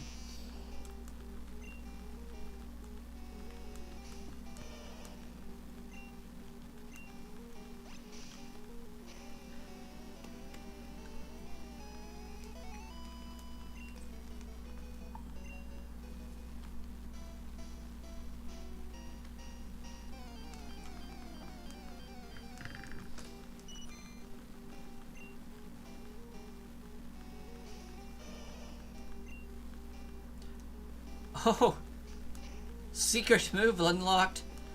Struggle.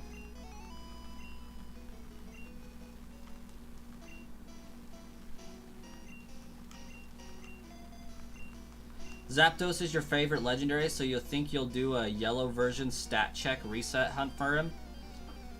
And that's where you need the stats to transfer to gold and silver to see if it'll be shiny, yeah?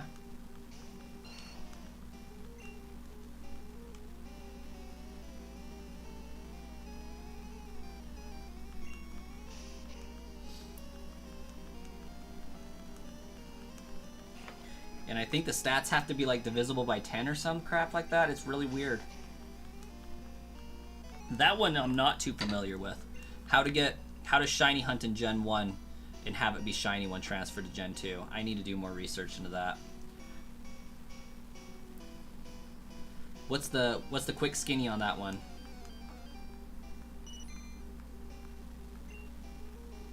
It's awesome, albeit a very strange hunt. So I guess, oh yeah, you would catch it, look at the stats before trading it over. That's right. I was like, how do you check if it's shiny? I'm like, duh, stats, you already mentioned that.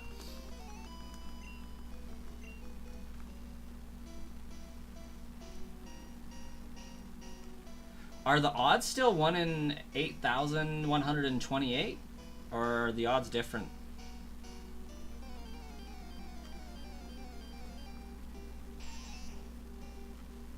Ah, 192, that's right.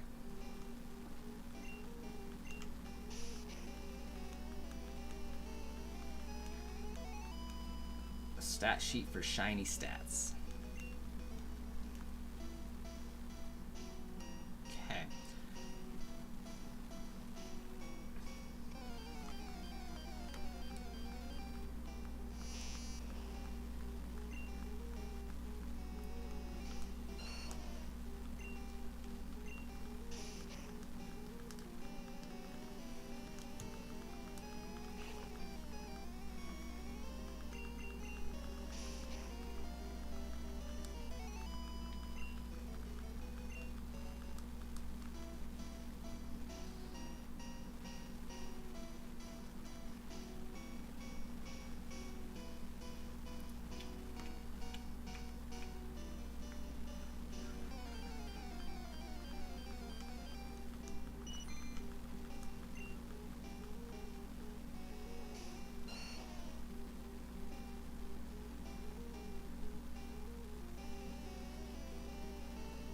You just recently learned about the Gen 2 Ditto shiny stats. Even if the Ditto isn't shiny, you could breed in any Gen 2 game for 164 odds. Ooh, that's pretty cool.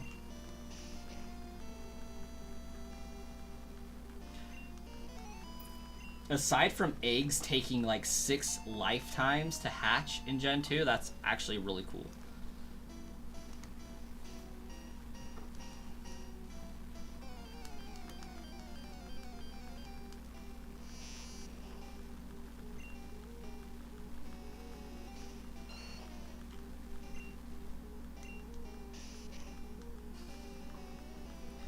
Like, I'm prepping my challenge stream for Gen 2 in Crystal by finishing Pokemon Silver, Living Dex version Silver. So I had to hatch eggs for Charmander, Squirtle, and Bulbasaur. It took me literally 8 hours, it feels like. You gotta do something, yeah, something else while riding up and down that long. Absolutely. That's terrible. Just terrible.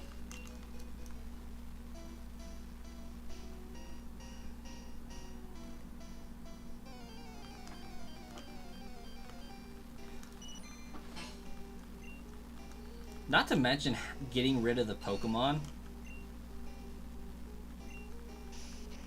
Then again, I guess you could just hatch 20 eggs and reset or something like that.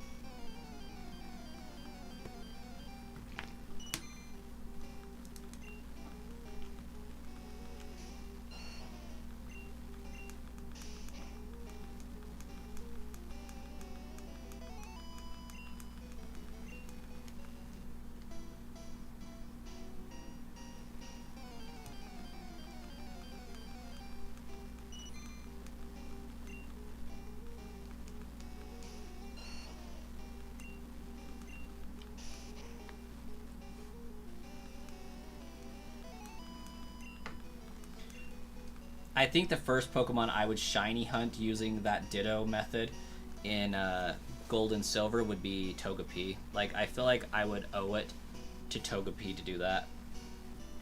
It's either that or it's gotta be Totodile. Third would probably be a Shuckle. That blue Shuckle's so sweet.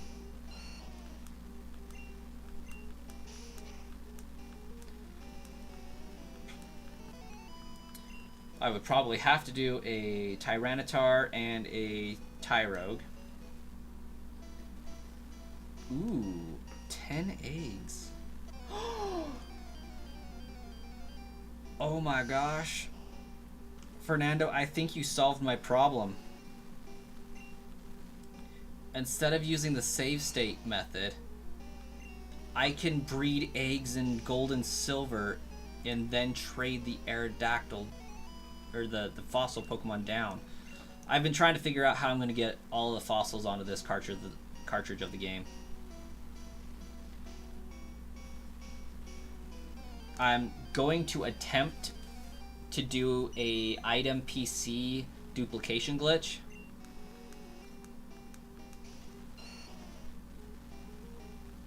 Because I believe duping items should be possible using a PC, similar to how you can duplicate Pokemon in this game. It just functions a little bit differently.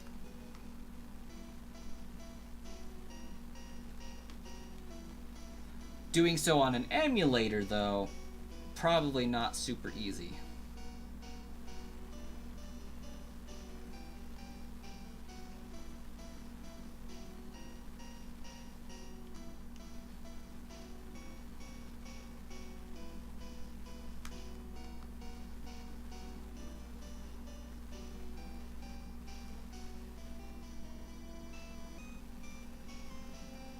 Well, I say emulator, but doing so on a virtual console on a system that saves almost instantly, a little bit harder.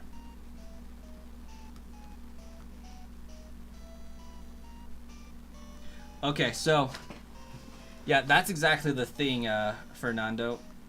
So yeah, this is on the virtual console.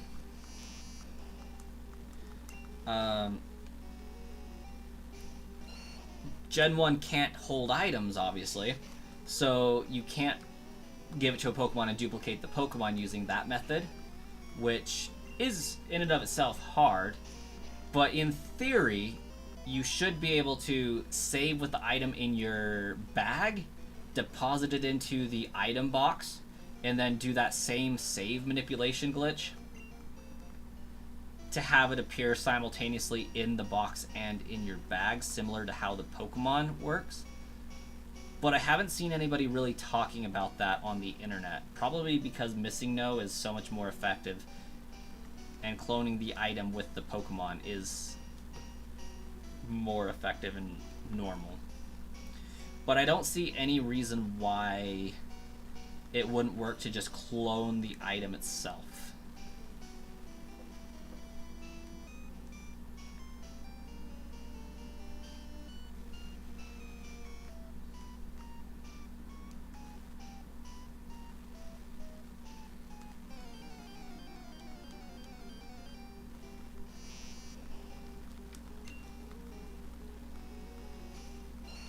I should really try that, yeah.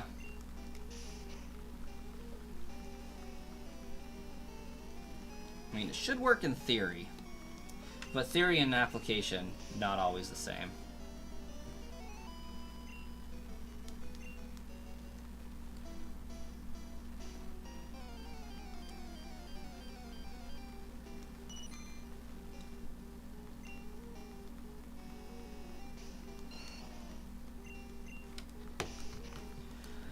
Well, this was another part of the stream that was no Pokemon evolving, not a lot changing in levels. I think Wartortle went up by a level. Nidoran and Nidoran went up by a few levels. So, all in all, pretty good. Normally I would stream later, or rather, I would take a break right now and get back on after dinner with the wife and whatnot, because it's like 10 p.m. and she just got off work. I like to stream until about 10:20, get off, and then get back on at midnight when she goes to bed, because she gets home, we eat, she goes to bed, does her thing, all that. And then I stream till 2 o'clock in the morning, because I have Tuesday off, but tomorrow I have to be semi-functionable for some interviews, so I have to get some sleep at some point today. So I will not be doing the late night stream tonight. Alright, Sir Fernando, thanks for hanging out and chatting. It's been pretty great. Loved getting to talk glitches and some methods of obtaining things with Pokemon. It's been really fun, but we'll go ahead and end the stream here. We've been 2 hours, 20 minutes. So I'll defeat this Metapod and then save, and then end the stream.